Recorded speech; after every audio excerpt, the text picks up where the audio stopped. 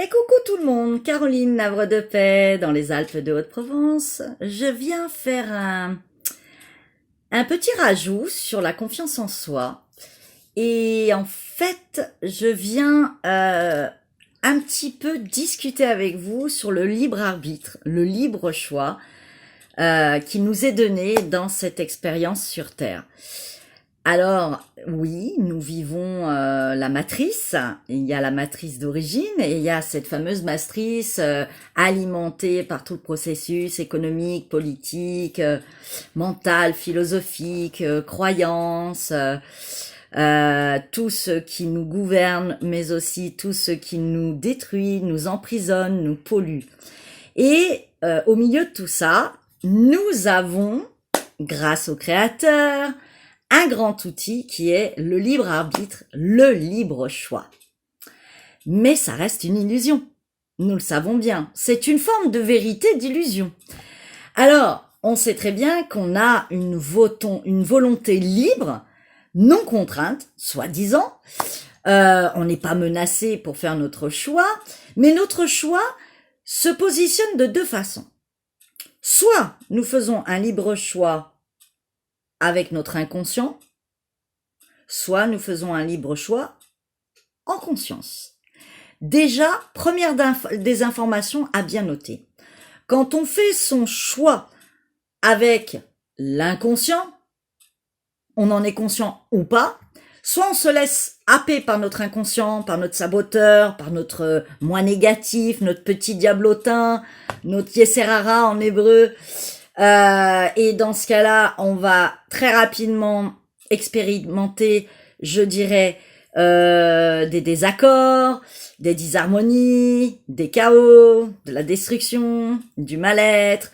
On va pas forcément être que dans la création, mais aussi dans une forme de déconstruction ou de destruction.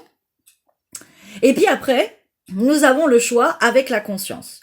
C'est-à-dire qu'on a fait un travail d'introspection, on essaye de maîtriser un peu son saboteur, on essaye d'être vraiment dans le discernement centré en alignement avec soi, et quand on prend une décision, on utilise cette possibilité, ce potentiel du libre choix, libre arbitre, on essaye de s'approcher le plus d'une reliance pour aller vers un choix conscient, libre, non forcé, vers du beau, du bon, du bien, de l'harmonie, de la création, du positivisme. À l'inverse, bien sûr, l'autre choix, à la croisée des chemins, c'est le mal. Mais le mal peut cacher du bien. Et vice-versa. On croit choisir le bien, mais derrière est caché le mal. Ou on choisit délibérément de faire du mal. Mais on est parfois happé par son inconscient. Parfois, on me fait aussi du mal en conscience. Alors là, c'est encore plus grave. Qu'est-ce que je vais vous dire? À l'inverse de ce principe de libre arbitre, de libre choix, d'autres pensent qu'on est dans le fatalisme, dans le déterminisme, où notre volonté est forcée et impactée et emprisonnée et gérée par une force extérieure puissante qui maîtrise notre vie et nos mécanismes. Moi, je dirais que quand on fait un éveil spirituel, on vit un peu entre les deux. On essaye d'être le plus conscient possible, mais on a toujours un petit peu ce sabotage de l'inconscient. Et en même temps, il y a une certaine forme de fatalisme parce que, au-delà de tout, on sent bien qu'il y a des puissances autour de nous. On nomme le nom qu'on veut et qui vont intervenir à un moment donné dans notre vie ou dans les mécanismes de notre vie pour nous emporter vers un autre chemin. Soit c'est le malin qui nous y emporte, soit c'est le bien qui nous y emporte. Soit c'est le créateur, soit c'est une forme de destruction, mais qui reste une énergie de création, mais qui crée du mal. C'est comme les anges. Les anges, ils ont tous une fonction. Le malin, le diable, Amalek, le Yetzerara, vous lui donnez tout le nom que vous voulez, ce saboteur, c'est une création. Et il véhicule et il se nourrit de vous, de vos émotions, de vos peurs, de vos craintes, de vos faiblesses, de vos doutes, de vos illusions, de vos dualités. Il va se nourrir de vos états de descente émotionnelle, de perturbation, de colère, de méchanceté, d'où il faut faire très attention et se raccrocher à la conscience, s'approcher le plus de l'harmonie et du bien, travailler énormément l'éthique dans votre vie au quotidien, surtout dans la profession, dans tout ce que vous engendrez, et avec une forme de moralité, donc comprendre et intégrer les vertus. N'oubliez pas qu'au moment où vous prenez un choix, libéré, délibéré, inconscient ou autre, vous êtes à une frontière entre le feu de paille, la grande avalanche, le feu ardent de création, mais qui peut vous entraîner encore de nouveau dans la passion. Et donc, en fait, nous sommes toujours en mouvement comme ça et en recherche d'équilibre permanente. Après, il y a ceux qui lâchent prise, qui se laissent porter et qui se disent à la croisée des chemins, nous verrons bien. Je suis dans le non-faire, je ne pense plus. Mais à un moment donné, on subit la vie.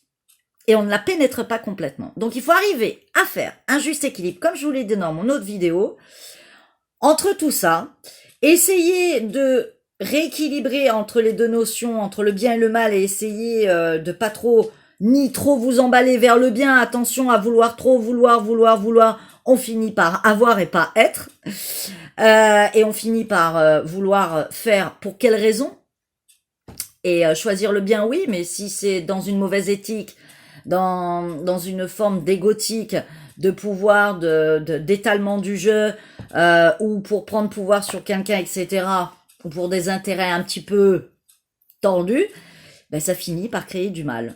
Pour quelqu'un d'autre, hein, à côté de vous, ça vous fait du bien, mais l'autre, ça lui fait du mal. Donc, très difficile de trouver un équilibre dans tout ça. Donc, maîtriser le mal, c'est un grand moment. Maîtriser le bien, c'en est un autre aussi. Donc, parler de maîtrise, faut arrêter de rêver, quoi.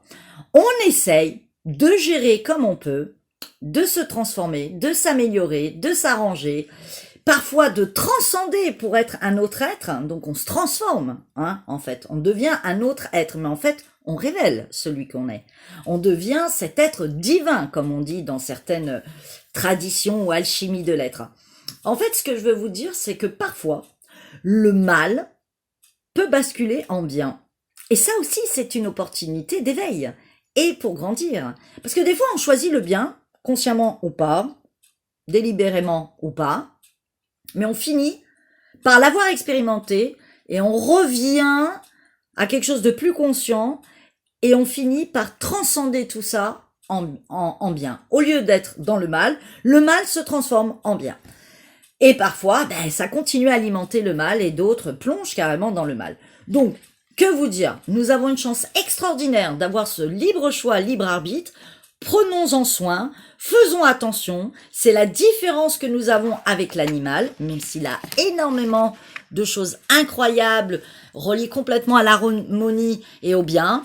Il a son animalité, hein, des fois ça peut être sauvage un animal, mais dans l'intention consciente, il ne fait pas de mal.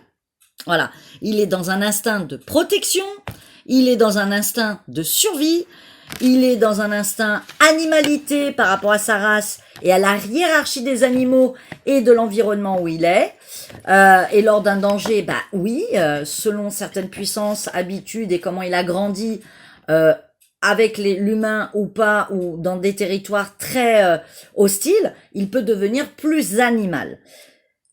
Moi, ce que je vais vous dire, c'est qu'à l'heure actuelle, je remarque quand même que depuis pas mal de centaines d'années, nous sommes très forts et en puissance de plus en plus. Notre animalité, je pense qu'elle dépasse les normes et il serait temps quand même qu'on la travaille. Qu'est-ce que vous en pensez? Choisir le bien, ouais. Faut-il encore savoir ce que c'est le bien et faire la différence entre le bien et le mal? Pour ça, il faut se connaître, se rencontrer et il faut savoir étudier le bien et le mal, avoir des grandes bases, des grands fonctionnements. Donc c'est de l'enseignement, c'est de la connaissance, sagesse. Dites-vous que les péchés l'expérience du mal et du déséquilibre et de la disharmonie peut être aussi une opportunité de revenir vers le bien. Donc, on se met pas non plus trop la pression, on se rend pas coupable, on s'en rend pas malade. Revenez à du bien, mais en conscience, et surtout essayez de rattraper les déséquilibres qu'il y a à chaque instant. Vous avez l'opportunité de marquer un point dans le bon, dans le bien. Ayez confiance en vous. La vie sur Terre et cette incarnation est une grande aventure d'une puissance incroyable d'enseignement. Nous sommes dans l'école de la vie, tout simplement. Voilà. Alors, attention à vous.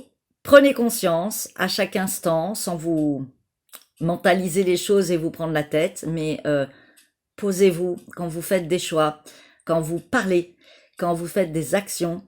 Prenez conscience de cette extraordinaire expérience que vous vivez et ce grand cadeau qu'on vous a donné qui va vous permettre de savoir distinguer entre le bien et le mal grâce au libre arbitre, au libre choix. Eh bien, vérité d'une illusion ou pas, quoi qu'il en soit, nous avons quand même ça. On dit souvent que le Créateur nous amènera là où il veut, quoi qu'il advienne, n'est-ce pas ?